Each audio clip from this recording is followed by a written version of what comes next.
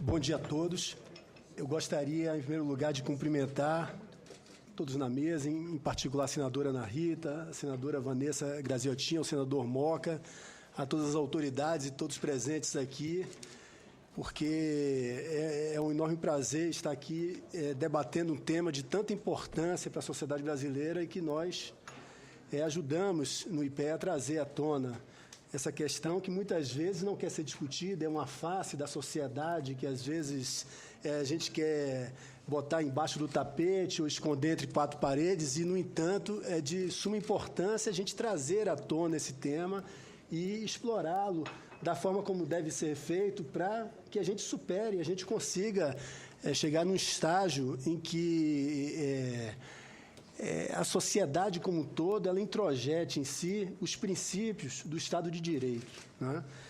Então, eu também queria saudar a todos, as senadoras e o senador, né, em nome do nosso presidente, o Marcelo Neri, que, como todos sabem, é ministro da Secretaria de Assuntos Estratégicos e, nesse acúmulo de funções, infelizmente, ele lamenta não poder estar aqui presente, porque ele considera também que é um tema de enorme importância, mas ele pediu que eu saudasse em nome dele essa iniciativa que é fundamental, né? Na verdade, nós fizemos duas pesquisas conjuntas, né, sobre esse tema de violência doméstica. Uma, que era exatamente uma pesquisa baseada nesse sistema de indicadores de percepção social, que trata de como a sociedade percebe a violência contra a mulher. E uma outra pesquisa que foi conduzida mais diretamente por mim e por um colega, Danilo Coelho, que era exatamente entender a questão do estupro, segundo a única base de dados disponível nacionalmente, que é a base do Ministério da Saúde. Então, nós nos orgulhamos bastante desse trabalho, a despeito desse erro, que foi uma fatalidade, que, inclusive, foi uma grande fatalidade, inclusive, porque um dos coordenadores, que era o diretor da diretoria social, que terminou pedindo exoneração, ele é um dos pesquisadores mais, o Rafael, um dos pesquisadores mais meticulosos e eficientes do IPEA, e, no entanto, houve esse erro que é algo comum na academia nacional e internacional, mas pela repercussão que teve, como o Marcelo Neri chamou, de um pequeno grande erro, né? Mas, como a própria senadora Vanessa ela destacou aqui, quando a gente vai olhar o que essas duas pesquisas conjuntas estão dizendo, elas trazem à tona um grande problema que nós temos. E aquela mudança, aquele erro de número não modifica em nada, a nosso ver, o resultado das pesquisas, né? Nós consideramos que a violência de gênero, em particular a violência sexual, ela é um reflexo direto da ideologia patriarcal que vai definir papéis e estruturas de poder entre homens e mulheres na sociedade. E, muitas vezes, essa ideologia patriarcal ela é refletida numa cultura do machismo, né, que vê a mulher, ao mesmo tempo, como um objeto de desejo e de propriedade. E, muitas vezes, essa noção ela termina passando, às vezes de forma implícita, às vezes de forma subrepetícia, para a sociedade, nas várias expressões culturais, na música, nos meios de comunicação. Eu trouxe um exemplo aqui da música do grande Ataúfo Alves, que era sempre um autor, um compositor, sempre atento aos ditos populares de sua época, né? E o que a gente vê ali descrito a gente poderia ver descrito ali exatamente essa noção da violência sexual, né? E como que ela termina pelos várias expressões culturais sendo assimilada e de alguma forma ajudando a reproduzir essa violência doméstica, em particular a violência sexual, né? Então, como é que a gente entende que isso... qual é a relação entre essa ideologia, entre o machismo e violência sexual e estupro? A gente percebe o seguinte, que existem dois canais que fazem com que essa relação aconteça, né? Em primeiro lugar, há uma inversão de papéis entre vítimas e culpados. Então, como a música mesmo coloca ali, do Ataúfo Alves, quer dizer, a mulata assanhada, quer dizer, a culpa, na verdade, passa a ser da vítima e não do algoz. Quando a gente vai olhar algumas questões da nossa CIPS, de tolerância social à violência contra a mulher, nós percebemos claramente esse quadro, né? Então, como já foi citado pelas senadoras aqui, né, mulher que é agredida e continua com parceiro gosta de apanhar, 65% de concordância. Esta segunda questão, que eu acho até mais importante, da que terminou sendo destacada nos jornais, né, fala assim, se mulheres soubessem se comportar, haveria menos estupros. Isso aí é um claro um indício de como que a sociedade ela termina culpando a própria vítima por esse crime, né? Mulheres que usam roupas que mostram o corpo merecem ser atacadas. 26% de concordância.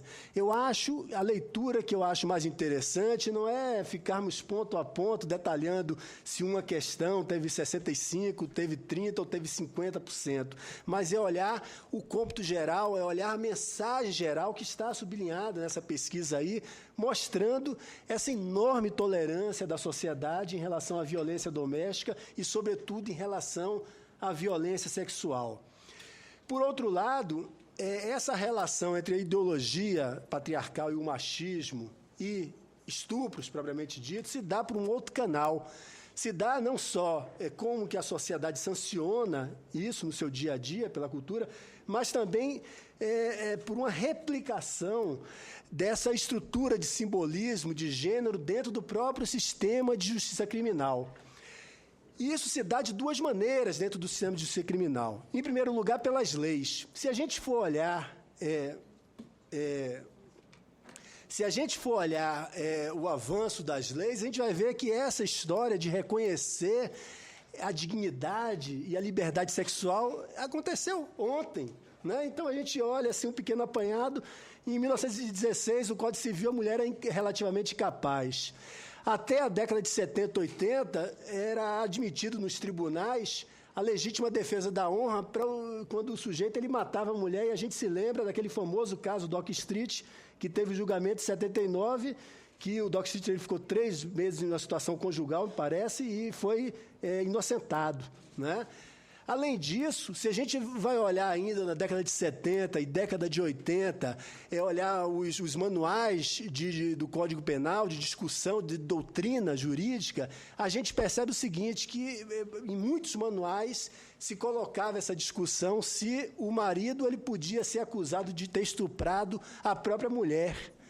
Então, existem alguns que eram até mais liberais nesse ponto, me permitam ler, falavam assim, assim, sempre que a mulher não consentir na conjunção carnal e o marido a obrigar ao ato com violência ou grave ameaça, em princípio, caracterizar-se-á o crime do estupro, desde que ela tenha justa causa para a negativa. Outros autores nem essa exceção contemplam, porque o sexo era uma consequência natural do casamento. Com a Constituição de 88, muda-se um pouco mais esse quadro, mas apenas em 2009, nós estamos falando de 2009, no Código Penal, o estupro deixa de ser caracterizado de um crime contra os costumes para ser um crime contra a liberdade e dignidade sexual. Então, nós estamos falando de ontem, quer dizer, então, se nós estamos falando no plano da lei, se a gente for no plano da operação, no dia a dia, das pessoas que operam o sistema de justiça criminal, a gente vê que esse problema não é menos grave. Desde a mulher, quando ela chega numa delegacia... Mais 3 minutos. Quando ela chega, vai ter um sujo. No sistema de justiça criminal, a gente sempre toma cuidado quando vai falar. Então, desde quando chega numa delegacia, no IML, muitas vezes a mulher é vista com desconfiança, né?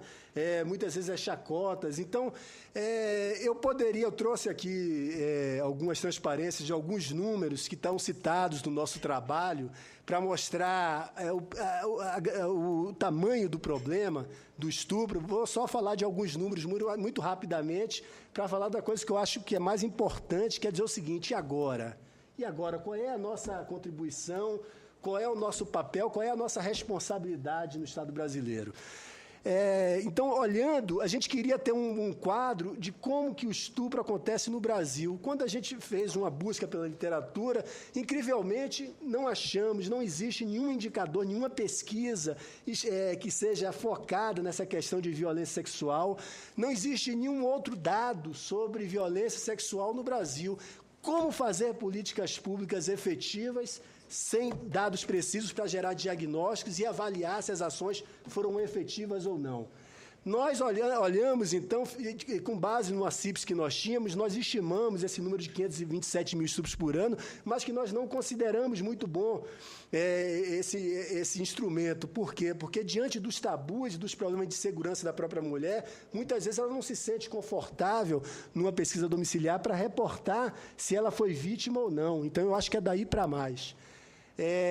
Quando a gente vai olhar, então, os dados administrativos do Ministério da Saúde, e eu chamo a atenção que esses dados eles não refletem a situação que acontece de forma generalizada no país, porque pode acontecer um processo de autosseleção. A mulher que chega, ou a criança que chega a um hospital, um estabelecimento de saúde, muitas vezes aquela amostra que chega ali, dos dados administrativos, é diferente do que acontece no país, que a gente não sabe.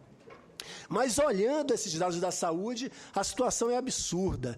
Nós vimos mais de 12 mil casos de estupros registrados no SUS em 2011, dos quais 70% eram crianças e adolescentes, dos quais, olhando apenas as crianças, 11,8% os perpetradores eram os próprios pais que deveriam proteger essas crianças. Quando a gente fala de pais, padrastos e familiares próximos, essa estatística sobe para mais de 30%. A gente, outro dia, ficou abismado com aquela situação que aconteceu na Índia de estupros coletivos. Segundo esses dados da saúde, 15% dos estupros são coletivos e recorrentes. Então, são primos que se juntam, são amigos que se juntam para perpetrar o estupro, né? Então, quando a gente vai olhar estupros recorrentes, é 50%. Então, só para finalizar, eu queria dizer o seguinte, que é uma situação extremamente complexa, mas que tem que haver um avanço. E nós consideramos que hajam dois caminhos factíveis e interessantes da gente ir nessa direção. Quais são esses caminhos? Em primeiro lugar, é trazer à tona, como nós trouxemos no IPEA, esse problema, para discutir e falar claramente. A mulher, a criança, a adolescente que foi vítima de estupro, ela é a vítima, ela nunca é algoz, não importa se ela está vestida, sem roupa, ou seja, qual for o seu comportamento. Por que isso é importante? Porque quando a mulher ela se sente meio culpada por ser estuprada, ela nunca vai às autoridades. Então, não adianta a gente falar de leis duras, falar de outra medida, se simplesmente é um problema invisível, porque a mulher, ela prende dentro de si, às vezes não conta nem para o marido, com medo de ser estigmatizada em casa. Então, é trazer à tona esse problema para dizer claramente, a mulher é sempre vítima. E, em segundo lugar, a gente tem que investir seriamente em dados de qualidade. Quer dizer, a gente está falando de um problema seríssimo que nós temos, e eu acho que é lamentável que a única base de dados que nós temos mais interessante assim, para analisar esse fenômeno seja o Ministério da Saúde. Faltam pesquisas domiciliares com esse foco, falta uma união das bases de dados que já existem, né? Então, trazer esse dado da saúde, juntar com informações dos IMLs, dados da polícia, fazer uma integração de grandes bases de dados, para quê? Para que a gente possa ter informações acuradas para tecer um diagnóstico, saber onde, quando e por quê, em que situações esses fatos ocorreram, para a gente intervir. Sem isso, eu creio que nós continuaremos apenas falando de políticas, e algumas aparentemente vão numa boa direção, mas sem ter certeza se elas são eficazes ou não para superar esse problema. Obrigado.